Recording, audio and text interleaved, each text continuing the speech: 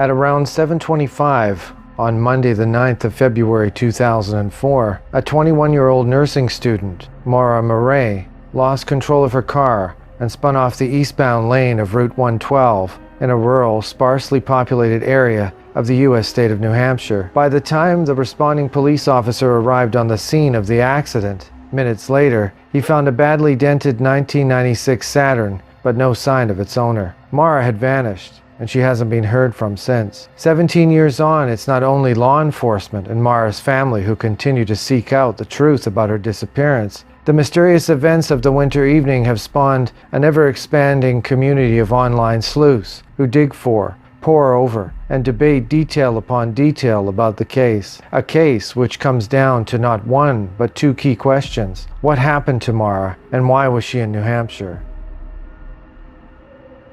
Raised in Hanson, Massachusetts, Maura was a student at the University of Massachusetts in Amherst, some 150 miles from the crash site in the New Hampshire village of Woodsville. Late on Sunday, she had emailed her UMass tutors to say she would be away for a few days as there had been a death in the family, which was not true. On Monday, she then packed a bag. According to her family, it contained toiletries, makeup, workout attire, school books, and several days' worth of clothes. She took $280 out of her bank account, all but emptying it, bought around $40 of alcohol, and set off in her Saturn at around 4:30 p.m.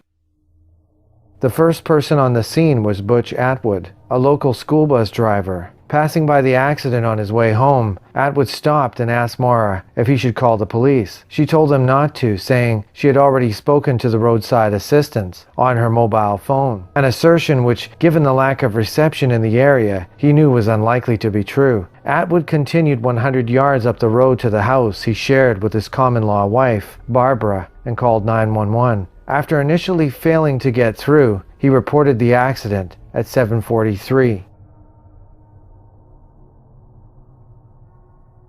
Just over a quarter of an hour earlier at 7:27, another Woodsville resident who had become aware of the crash, Faith Westman, had also telephoned law enforcement with news of the incident. Curiously, Westman reported seeing a man smoking in Maura's car, although her husband, Tim, contradicts this statement, and she has since conceded that she may have mistaken a mobile phone light for a lit end of a cigarette.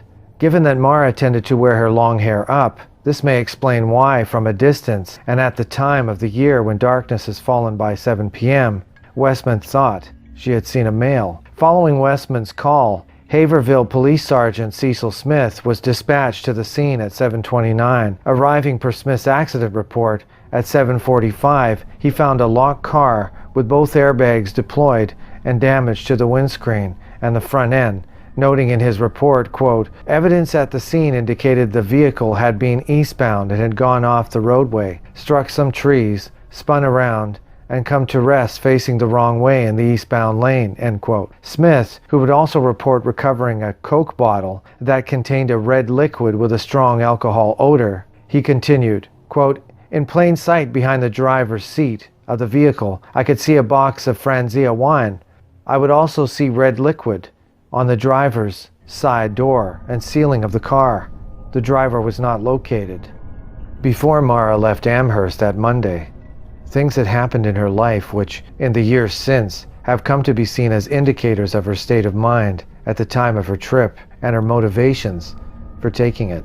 In November 2003, she had had a run-in with the law when a low-level police sting caught her using a stolen credit card number to buy pizza. She appeared in court that month charged with improper credit card usage, but because she had committed fraud of a relatively trivial scope, her purchases amounted to just under $80. She was told no action would be taken if she negotiated a 3-month probationary period without getting into further trouble. It's worth noting that this was not the first time she had found herself in hot water for a misdemeanor of this kind. In 2002, while in her second year as a cadet at the prestigious West Point Military Academy, she had faced internal disciplinary proceedings after stealing lip gloss from the commissary. She transferred to UMass soon after.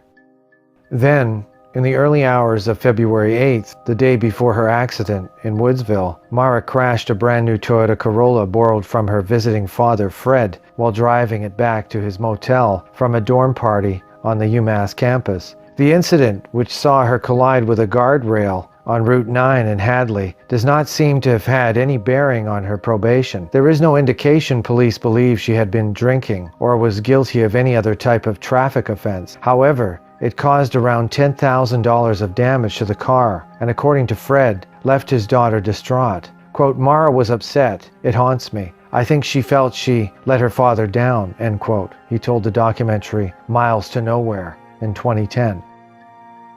On the previous Thursday, meanwhile, there had been another incident of apparent significance. While working her part-time job on the security desk at Melville Hall, one of the residential buildings at UMass, Maura was unable to complete her shift and had to be escorted back to her dorm after her supervisor, Karen Mayotte, found her in a distressed, quasi-catatonic state, seemingly provoked by a phone call with her oldest sister, Kathleen, who was experiencing addiction issues. Quote, she was just looking right past me. It was very weird, end quote, Mayotte told the Missing Maura Murray podcast in 2018. Quote, she was just staring out of the window.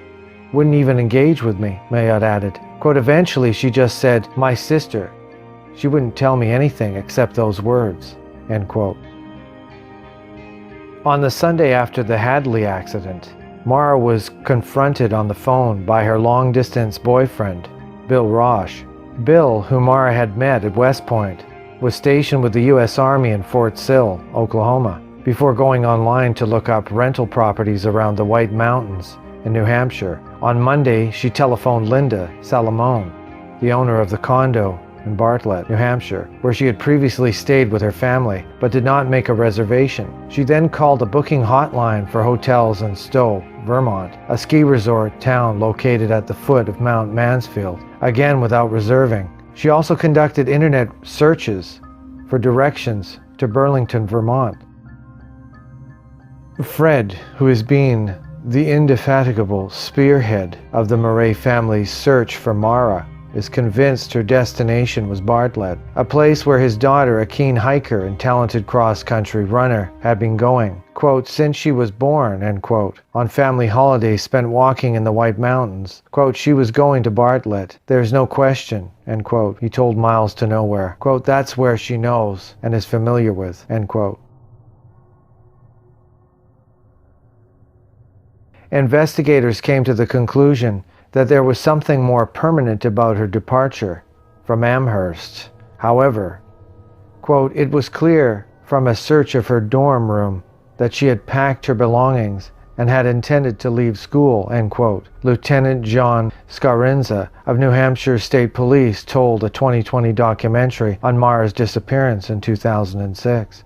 And a theory favored by police certainly earlier in the investigation is that Maura had resolved to end her life, or amid suicidal thoughts, was pushed over the edge by her second car accident in under 48 hours. This belief was motivated in part by a comment Fred made to Sergeant Smith in February of 2004. In an interview on the 2017 Oxygen documentary, The Disappearance of Maura Murray, Smith claims Fred felt Maura may have abandoned her car, walked into the woods surrounding Woodsville, and committed suicide. Smith recalled, quote, he said, well, she had an accident a couple of days ago. She was all depressed. She might have done the old squaw. You go out into the woods, you step off the trail and you die, end quote. Smith added, quote, Fred knew something I didn't know about Maura and her mental state, end quote.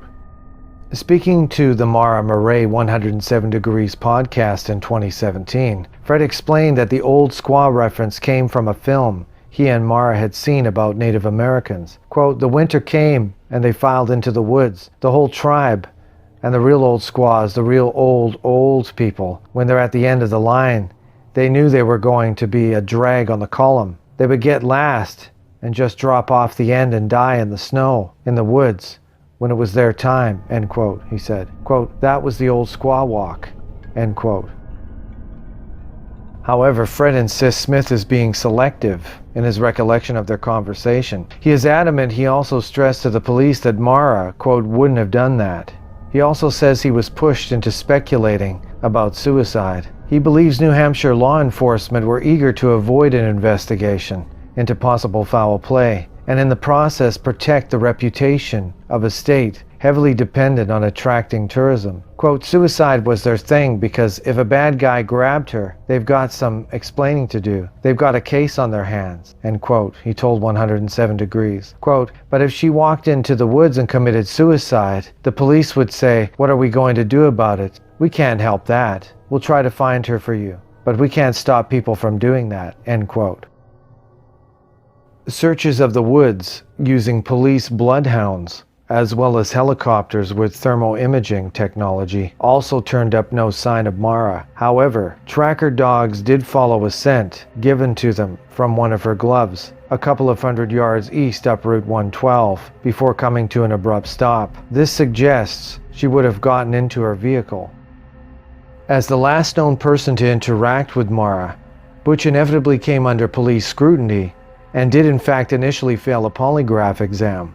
However, he then passed a second test and appears to have been ruled out as a suspect before his death in 2009. Police have also looked at another local resident who months after Maura's disappearance raised eyebrows by revealing he might have seen her running down Route 112 on the night of the crash. He said he did not tell law enforcement about this potential sighting when interviewed in the days after the 9th of February 2004 because he got his dates mixed up.